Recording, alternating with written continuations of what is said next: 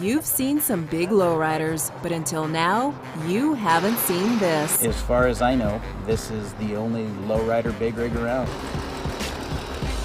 You know, there's a lot of guys that have low Peterbilts, but nothing lays flat on the ground, and I don't know of any other convertible as well.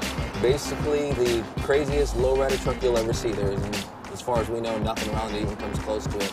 As far as the extremities of this truck, it's insane.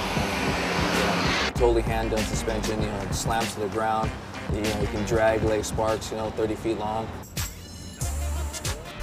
What we love about cars and trucks is basically just making things look cool, whatever.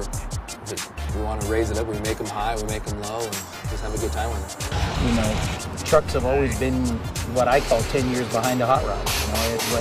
What hot rods were 10 years ago, big rigs are now. People are doing the interiors on them, not with just upholstery, but with paint and billet and stuff like that. It, was unheard of. It's monumentally big, it's incredibly low, and it's something that just might redefine the world of lowriding.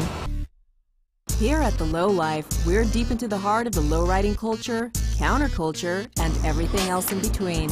But on this episode, we're exploring the rides that some consider to be next in the evolution of low and slow. So Ruben, how long did it take to build this beautiful car? It took me a year and a half straight. That's it? That's it, yeah. So how do the traditional lowriders react when they see your car? They're quite amazed with the amount of modifications I've done to it. I mean, as you can see, there's a lot of stuff that's motorized, and they trip out when they see that. Riders are progressively accepting it more and more.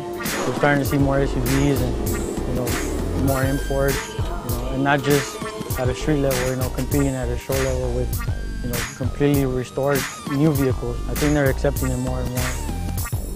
We're the new generation of lowriding, what I think. It's just a style on the trend right now. So, like when lowriding was back then, we had that 13s. So now, I guess this is the style.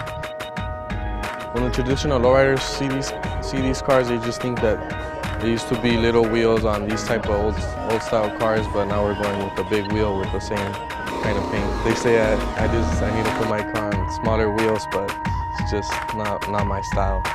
Well, to each his own. That's the great thing about the car world. Without a doubt, there's something for everyone.